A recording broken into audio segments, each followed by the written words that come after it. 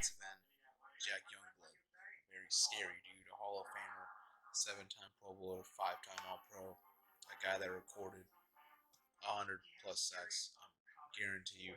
It's only 24 they were recorded, but that's only from 1982 to 1984. Recorded hundreds of sacks, I guarantee you. Hundreds of tackles. Just a guy that played 202 games. This is a guy that was very impactful for the Rams. Played for the Rams his entire career in the 70s and 80s. And he's a scary dude. So overall, you got to start with this guy up here in this line. We're running a 3-4. There would be a 3-4, but these three defensive linemen are really nothing to mess with. They're three of one of the best ever. So, all right, now defensive tackle is going to be one of the best defensive tackles of all time. Merlin Olsen is Hall of Famer. He's a 14-time Pro Bowler. He's a 5-time All-Pro. He was a monster at the D tackle position for the Rams. Played his entire career there. Played in 208 games. Honestly, it's very unjust because his numbers are just not popping up. So I would love to tell you exactly everything he did. But let me tell you right now, he was just a complete defensive tackle. He was a run stuffer. You know, he was able to get to the QB. He was able to just be a smart defensive line and turn into a defensive end. To be quite honest with you, he was, like I said, he in itself, like, you needed to double team this guy. This guy was unstoppable at times. Now he was a part of the 1974 NFL Burt Bell Award, which was the Player of the Year, and he was also part of the All 1960s team in the decade. So, pretty great, I would have to say, and I think it's going to be a pretty great start right now. All right, and the last defensive end is Deacon Jones, one of the best of the best, one of the toughest guys there, and almost unblockable man. Overall, the fact that you got to go up against Jack Youngblood, you got Merlin Olsen, and now you got Deacon Jones to worry about. This is a scary D line. It really, really is. These three up front, it's going to cause some chaos. Hall of Famer, 8-time Pro Bowler, 5-time All Pro. Again, it's a Hall of Fame D line, full of guys that have had hundreds of tackles, hundreds of sacks, hundreds of great numbers that were not recorded, but looking at film, their impact is forever. They impacted their decades that they played in, and like I said, they were unguardable. And that's the thing is that to be a great player, you got to just be recognized for being an unguardable player. Deacon Jones had some moves that you just couldn't block against.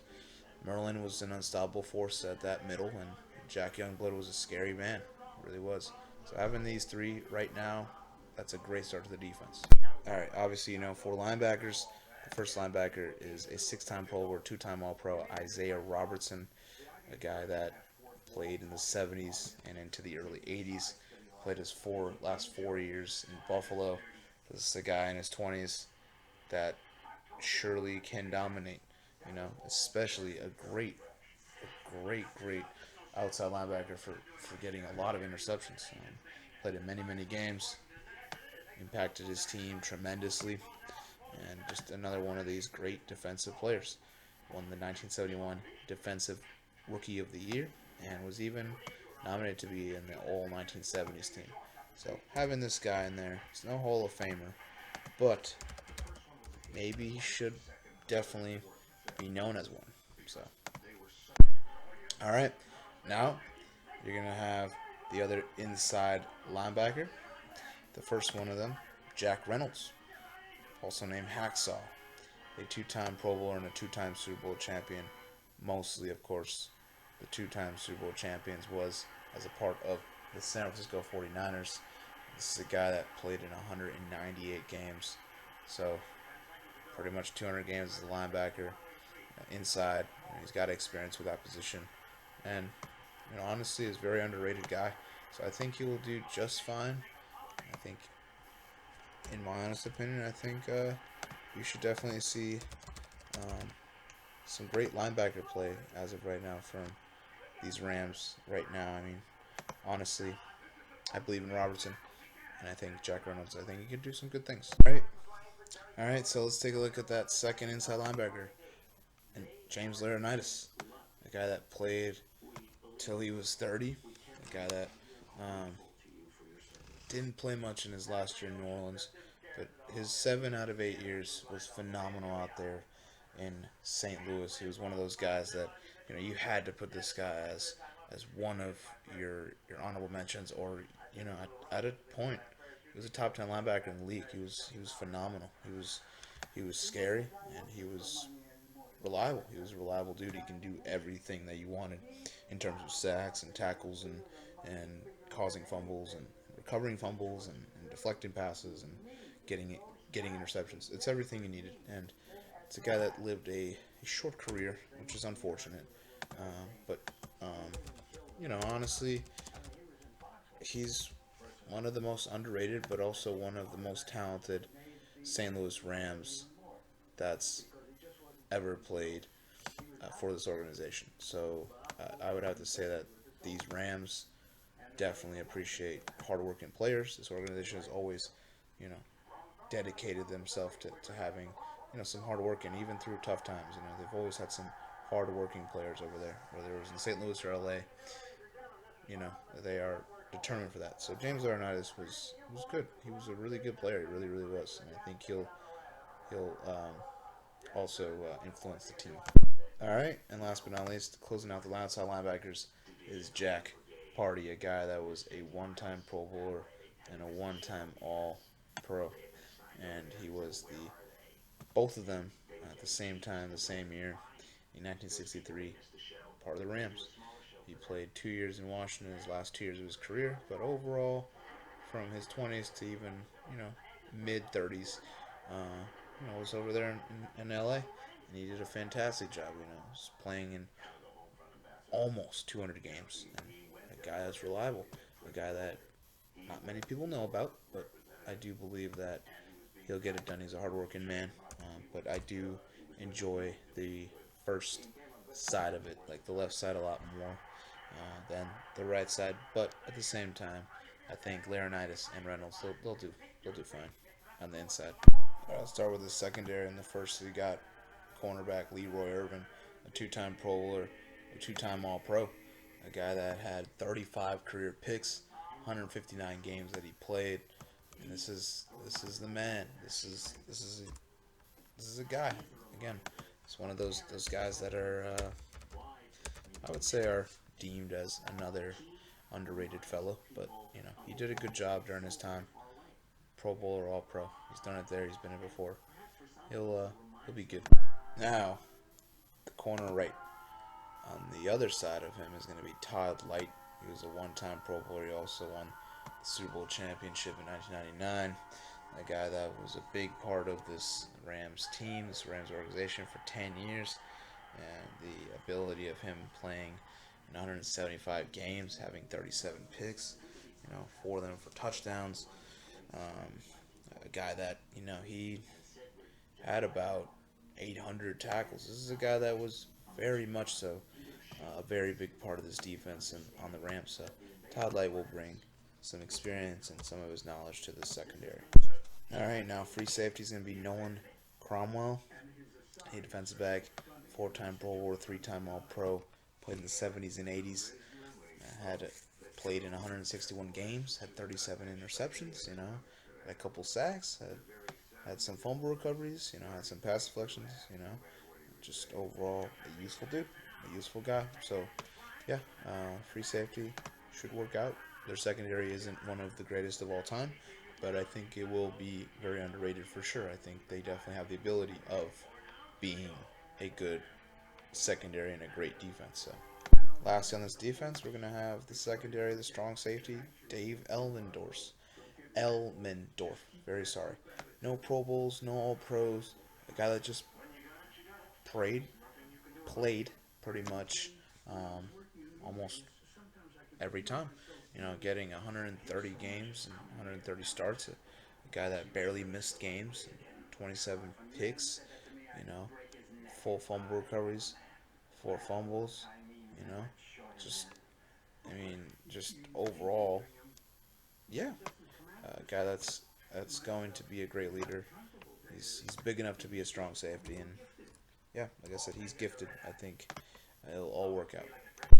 All right, how about kicker Jeff Wilkins? Um, Jeff Wilkins is a Pro Bowler, and he won the Super Bowl. He won the Super Bowl with the St. Louis Rams. Played 11 years in St. Louis. Played 2 years in San Fran. And he played a year in Philly. But overall, this is a guy that had 307 career field goal makes. He had an 81.9 field goal percentage. He also had a 99.4 field goal extra point percentage, where he made 495 out of 498 extra points. It's what you need, you know. And as well, he even had a couple punts. But yeah, this is a guy that you definitely want, you want to have certain, types of guys that are just ready to go. When is their moment, when they can get to that range, when they can get to any type of range. You want a very confident special teams. You want a confident kicker. I think Jeff Wilkins will do just that. So overall, punter, you're going to have Donnie Jones. Um, Donnie Jones played for Philly. He's played for Houston. He's played for Miami. He's played for, for Philly. I already said that. But he's played for St. Louis as well. And, overall, he's a guy that's had over 1,000 punts, over 50,000 punt yards. 80 was his longest one. His average punt is 45 and a half yards. And pretty much in 13 seasons he only got blocked 7 times. So, it's almost like a block. It's almost like half a block a year or something like that. I feel like, kind of tone it down or like crunch the numbers there. But overall, this is a fellow that, he's had the best numbers overall. This is a no doubter for me. So putting Donnie Jones in here is, in my opinion, it's a great idea. Um, Overall, Danny Amendola, he's going to be the return man. Two-time Super Bowl champion, of course, being the Pats, a guy that can be a pretty good receiver, actually. So, again, Torrey Holt, Isaac Bruce, anything happens, he's a good slot guy, or you could just, you take away one of the run backs. There you go. You got a great weapon in here. So, overall, I think it's going to work well, this offense. Having Danny Amendola, again, it's a good thing for them to have. And a guy that actually he's done a pretty good job with punts and kick returns. A guy that's had 170 punt returns for over 1,500 punt return yards, and he's also had 152 kick returns for over 3,000 kick return yards. So this is a fellow that he's got speed. Small dude, but he's got speed, and he's gonna get past that speed. He's gonna go past you, man. He's not afraid. He is not a afraid guy. He is very much a fighter, and that's what these Rams are going to all be about. All right, the coach of this Rams team is going to be Mike Martz. He's had a lot of success out there as a coach of St. Louis. Only being there 6 years, which is odd, but having a 53-32 record, was able to have a 62 win percentage in the regular season, and being 3-4 led him to an NFC championship. Of course, Dick Vermeil, in my opinion, definitely has a upstart on possibly getting that position. But I just feel like Mike Martz, his mind defensively, and just overall, just as an offensive-minded guy, but also the ability of playing off of that defense and trying to make it work. Just think that his offensive mind and everything about him, I think he will bring in the right personnel, the right guys to help him out, and to be the best that they can be as a team. So I do believe in Mike Martz. It's a risky thing, just because there's other coaches that have been a little more successful, I'm pretty sure, in the Rams organization, but I'm going to stick with Mike Martz as the coach.